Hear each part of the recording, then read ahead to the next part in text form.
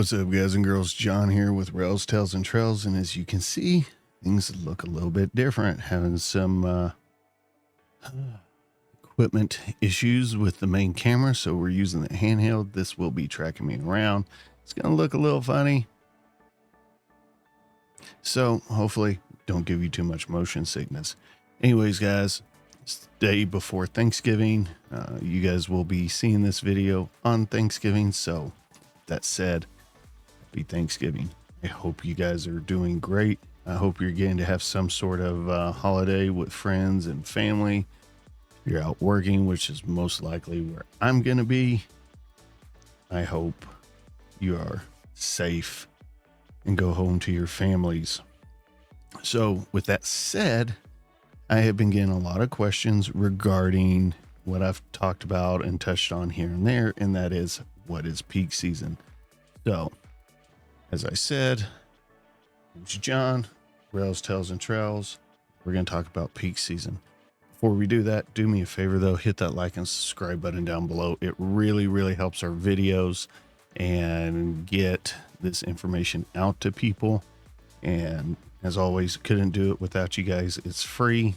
Jump on in there and give these videos a like and a follow, and check out our other videos as well. Anyways, we're going to get rolling here. So the best way to describe what peak season is plain and simple. It is the end of the year holiday shipping rush to the first of the year before our, least favorite season, and that's furlough season. So depends on who you ask. Some people say peak season starts around week or two before Thanksgiving. Some people say it starts on Thanksgiving. Some people say it starts on Black Friday or a week or two after that. Honestly, it really doesn't make that much of a deal for the average guy and girl and a railroader that's out there. Plain and simple, these dates that they say is just when they're going to start measuring and tracking the metrics for shipping during that time to see how they performed. But like I said, doesn't really make a shit to average Joe Blow or Jane Blow out there. It's just peak season. So when I hired out in 2018, we got out of class in August, so right before peak season began, and that was my first peak season. I gotta tell you, it was insane. Peak season, there's always a lot of hype and excitement around it because it is supposed to be when high priority intermodals are going on, high priority freight, lots of trains, fast pace, and it's kind of the hope that there's enough shipping going on that you're basically going to run on your rest for 2 months and make a boatload of money. And that's what happened. Made a boatload of money, ran my ass into the dirt. Personally, I thought it was a lot of fun because, well, we were out there moving trains. And I mean, dude, what can I say? It's fun. But it's a lot of work.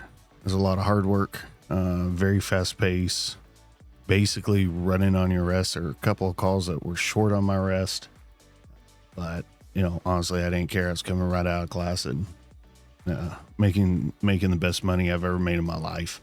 And it was great. 2019 was pretty similar, very, very busy. And then, that kind of fell off. So that fell off in, 19's peak season. Then, COVID was officially announced in 2020 and saw a ton of just tanking of rail traffic, lots of layoffs. But it's never fully recovered. And so I wanted to show you guys some metrics, because I'm giving my predictions on kind of how this year's going based on kind of how it feels being out there working and actual, metrics. I'm going to show you guys these metrics from the Association of American Railroads. Now, this covers, let's see here, 2022, 2023, 2024. And this to me shows promise. I don't know if it's going to be super busy, but it's going to be busier than years in the past. And hopefully this trend continues up through 2025. Obviously at the first of the year, we hit a dip and kind of go down. So let's go ahead and take a look at this. So here it is. Association of American Railroads. They have this little data center here. Not a big fan of these guys. They are absolutely one-sided with the class ones. They're not labor friendly.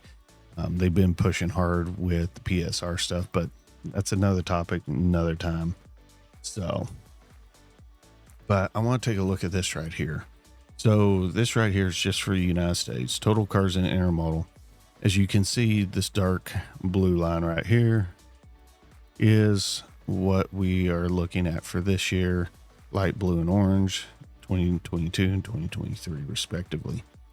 Now you see that there's a dip right here going into the last few months on total cars in intermodal.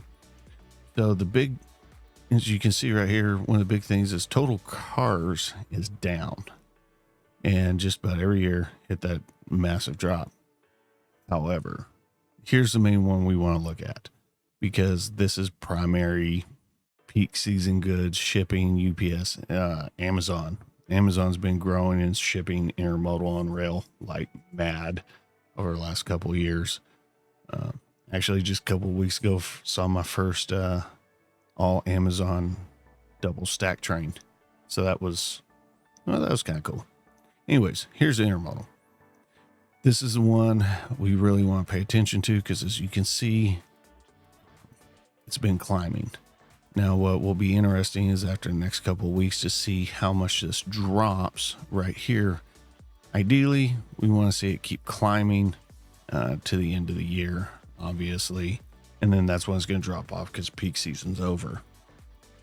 So this is promising because we are, obviously, you can see we are drastically ahead as overall rail traffic goes for intermodal across the United States. That's positive. That means there's trains for us to move. Unfortunately, a lot of these railroads can't get off their PSR high horse, and they're actually having trouble moving these trains because, you know, multiple terminals across multiple class ones also cut in the last week or two their workforce jobs and turns by a lot. Doesn't make a whole lot of sense. But anyways, intermodal's up. Auto parts, a little bit below. Chemicals are going up. That's good. Coal, obvious decline. We've seen that one coming for years. Forest products, grain has been making a steady comeback. Metals and ores about staying par for the course. Non-metallic minerals, petroleum and products. That's a good sign. So that means even more rail traffic. So that's all really good stuff to see. If you're ever interested to check this stuff out, go for it, because it's interesting to see kind of how things are going on. So with that said, I really think that this year's peak season has a lot more potential than it has in the last 2 to 3 years, obviously, because COVID's not around. It's not having the massive impact that it once was. However, with that said, my prediction is I think all of the class ones are going to have a really hard time moving freight because they are too engrossed on this PSR factor of cutting jobs to save money, to make their numbers, their end goal numbers look better when they report these to the public and their shareholders. Problem is you have people so far detached from actually railroading and sitting behind a desk that actually haven't railroaded or haven't railroaded in 10, 15, 20 years, that they're actually causing more harm than good and creating lots of delays with trains, and nobody's being held accountable. They're all just simply passing the buck and pointing the finger. So I think this year is going to be busy, but I think it's going to be complicated by mass executive and managerial inefficiency in actually running these trains. Everybody I've talked to and that I work with and talk to online are all ready to go to work and make that nice end of the year money. Problem is, not making a whole lot of money if you get on a train, go 5 miles outside the depot and sit on it for 5 hours, because nobody, can run these trains because somebody's congested the entire network. Or maybe it's their nice little automated AI dispatching train thing they're so hell-bent on using. But anyways, that's my prediction. I think we're going to see a lot of rail traffic. I think it's going to be complicated and congested by, just poor planning, poor management, and inability to actually run trains efficiently. And I think that's what we're going to see a lot of over the next couple of months. I hope I'm wrong, because if these trains are ran and kept on the move, that means crews are getting home sooner, they're getting rested, they're getting back on another train and making more money. It's a win-win for everybody. It's a win-win for the consumers. It's a win-win for the company, win-win for labor. So anyways, guys, that's kind of peak season in a nutshell with my little prediction. Hope you guys have a great holiday. Be safe out there. Here we go.